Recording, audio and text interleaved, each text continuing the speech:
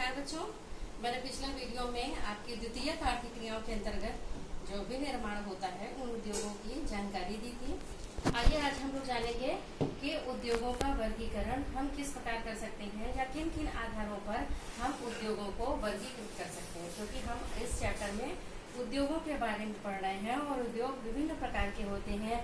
उसके जो उत्पाद बनाने के कच्चे माल के आधार पर भी हो सकते हैं, उनके स्वामित्व या उनके जो मालिक हैं, मालिकाना हक उद्योगों का किस पर है, उनके आधार पर भी हम उसको कैटेगरी में या विभिन्न वर्गों में विभाजित कर सकते हैं।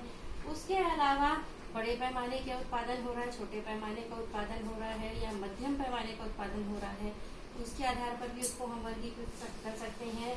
या फिर हम ये भी कर सकते हैं कि वो किस प्रकार का सामान बनाते हैं, उसके आधार पर। तो आइए सबसे पहले वर्गीकरण के आधारों को समझ सकते हैं कि हम उद्योगों को किन किन आधारों पर वर्गीकृत कर सकते हैं। सबसे पहला जो वर्गीकरण का आधार है वो है आकार के आधार पे। आकार का मतलब यह है कि जो उद्योग है हमारे वो कितने बड़े पैमाने पर उत्पादन करते हैं या कितने छोटे पैमाने पर।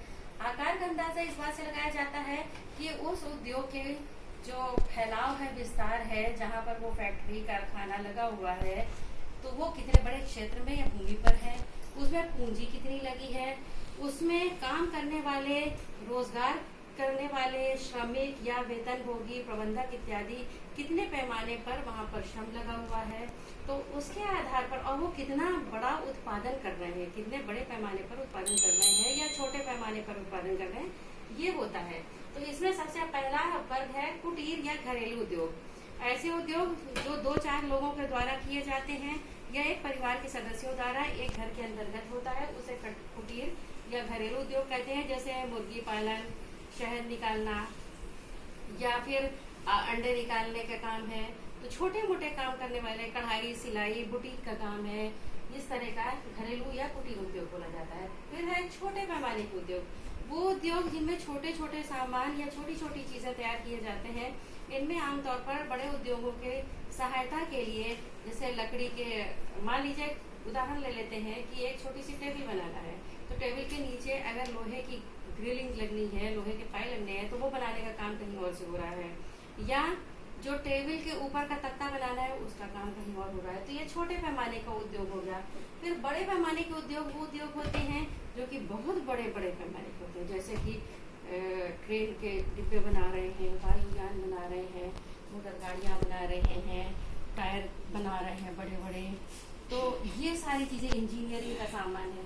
तो ये सारी चीजें बड़े पैमाने के उद्योग के अंतर्गत आती हैं। क्यों? क्योंकि इनमें बहुत ज्यादा पूंजी मतलब धन, बहुत अधिक श्रमिक, बहुत अधिक सामान, बहुत अधिक भारी मूलभूत जो इंजीनियरिंग का सामान है वो तो लगता ही है, उसके साथ साथ बहुत अधिक जमीन पे विस्तार में फैला होता है और बहुत बड़े पैमाने पर ये उत्पादन करते हैं। तो ये है बड़े पैमाने के उद्योग। दूसरा आधार है स्वामित्व के आधार पर, मतलब मालिकाना हक या स्वामी कौन है। स्वामी कौन है? जैसे पहला है सार्वजनिक क्षेत्र। सार्वजनिक क्षेत्र वो है जो पब्लिक सेक्टर जिसको कहा जाता है। इसके अंतर्गत ज्यादातर जो उत्पादन के, जो उद्योग के जो कारखाने हैं, उन पर सरकारी स्वामित्व होता है। सरकार मतलब सरकार किसकी है? लोकतंत्रात्मक सरकार में जनता की सरकार होती है लोकतंत्र में।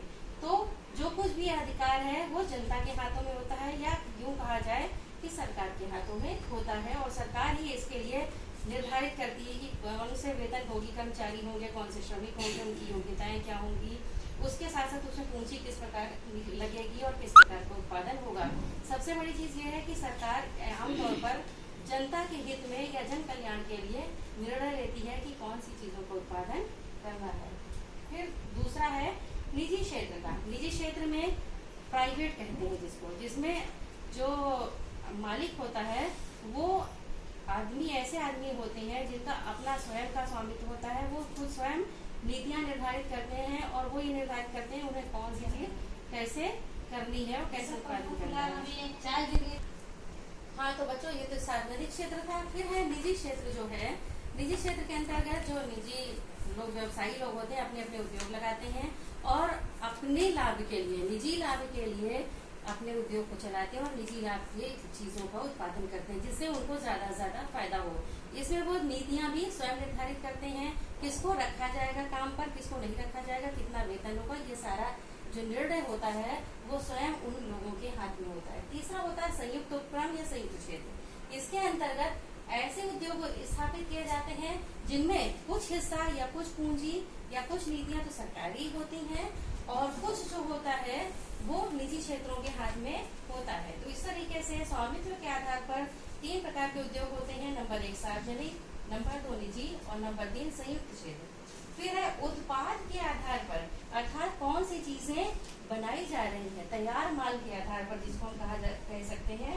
इस आधार पर हम उद्योगों को 2 प्रकारों में वर्गीकृत कर सकते हैं। एक तो मूलभूत आधारभूत है और दूसरा है उपभोक्ता सामान। मूलभूत या आधारभूत उद्योग वो होता है जो अन्य उद्योगों को आधार प्रदान करता है, मतलब दूसरे उद्योगों को चलाने के लिए सामान देता है। मतलब यह है कि आम जो जनता है उससे इसका वास्ता नहीं होता है। इसमें कौन कौन सी चीजें बनती है, जैसे कि लोहा इस्पात से बनी हुई मशीनें, ठीक है। आप जैसे सीमेंट उद्योग को चूना चाहिए, चूना पत्थर चाहिए, चूना पत्थर निकाल के कौन देगा, यही देंगे। तो ज्यादातर जो मूलभूत है, खास तौर से इसमें लोहा इस्पात उद्योग को शामिल करते हैं क्योंकि सारे जितने भी उद्योग चलते हैं उनको मशीनरी लोहा इस्पात उपलब्ध कराता है। इसलिए मूलभूत या आधारभूत उद्योगों में हम लोहा इस्पात उद्योग को सम्मिलित करते हैं मुख्यतः। फिर है दूसरा उपभोक्ता सामान। इसको बनाने का मतलब ये है कि खाली उद्योगों के लिए नहीं, अब उद्योगों से निकलकर जनता तक जो सामान जाएगा या आम जनता जिन चीजों की मांग करती है, जिन सामानों की वस्तुओं की मांग करती है, वो चीजें ये बनाते हैं। जैसे कि मान लीजिए घर में हम लोग इस्तेमाल करते हैं, चाय की पत्ती है, चीनी है, सूती वस्त्र है, बिस्किट है, नमकीन है, साबुन है, तेल है, ये सारी चीजें उपभोक्ता सामान है जिसको हम डायरेक्टली खरीद के इस्तेमाल करते हैं। तो वो बनाने वाले सामान। तो उत्पाद के आधार पर 2 प्रकार के उद्योग हुए, एक तो मूलभूत या आधारभूत उद्योग जिनको बुनियादी उद्योग भी कहते हैं, और फिर दूसरा है उपभोक्ता सामान। अब एक चौथा जो उद्योगों के वर्गीकरण का आधार है वो है कच्चे माल के आधार पर, अर्थात वो उद्योग जो कच्चा माल इस्तेमाल करते हैं, लेकिन इस्तेमाल करने के लिए कच्चा माल वो कहाँ से लाते हैं, इसके बारे में है ये। तो कच्चे माल के प्राप्ति के आधार पर उद्योगों को हम 5 प्रकार में विभाजित कर सकते हैं। सबसे पहला कच्चा माल जो कृषि आधारित है, मतलब कृषि से जो मिलता है वो आधार है। जैसे कृषि से हमको चीनी उद्योग चलता है, वनस्पति तेल है, सूती वस्त्र कपास से मिल रहा है, चाय है, कॉफी है, रबर प्लांट से रबर मिल रहा है, जूट उद्योग, ठीक है। दूसरा प्रकार है खनिज आधारित।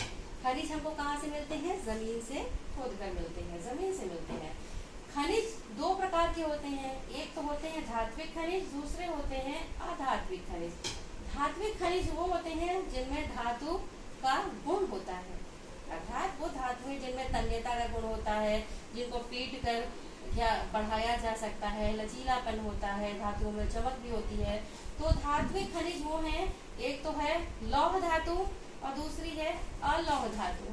लौह धातु में लोहा आता है, अलौह धातु में एल्यूमिनियम है या अन्य और तरीके की भी धातुएं आती हैं, एल्यूमिनियम है, तांबा है, जस्ता है इत्यादि है।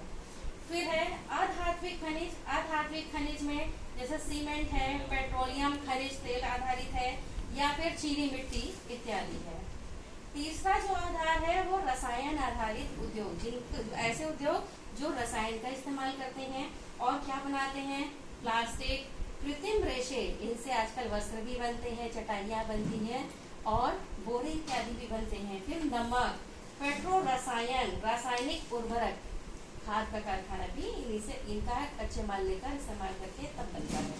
फिर है वन आधारित उद्योग, जो वनों में जो कुछ भी मिलता है उस पर आधारित बहुत सारे उद्योग हैं हमारे, जैसे इमारती लकड़ी, इमारतों के लिए लकड़ी है, लाख है, गोंद है, तारपीन का तेल है, प्रमुख दवाइयाँ हैं, औषधियाँ हैं और लकड़ी के सामान भी हैं। इसके पश्चात 5वां जो आधार है वो पशु आधारित, पशुओं से भी हम लोगों को बहुत सारा सामान मिलता है और उस पर आधारित भी बड़े बड़े उद्योग हैं। जैसे चमड़ा व्यवसाय, चमड़े से आप सब जानते हैं बेल्ट है, पर्स है, जूते हैं, बहुत सारी चीजें बन रही हैं। उसके अलावा ऊन आधारित, पहले ऊन बनता है और ऊन से स्वेटर बनते हैं। मांस आधारित, मांस तो सीधे भी निर्यात किया जाता है और पके हुए मांस का भी निर्यात करते हैं।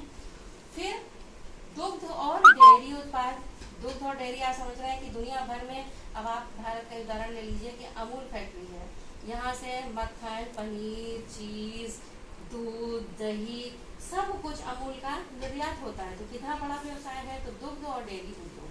तो बच्चों, हम लोगों ने आज जाना कि जितने भी उद्योग है दुनिया में, उनको हम भिन्न भिन्न प्रकारों में वर्गीकृत कर सकते हैं और उनका बारी बारी से हम अध्ययन कर सकते हैं। बच्चों, हमने आपको शॉर्ट में समझा दिया है, उम्मीद है आप लोगों को ये बात समझ में आ गई होगी। अब आप इसका अध्ययन कर लीजिएगा, कोई और परेशानी हो तो मुझको कॉल कीजिएगा। धन्यवाद।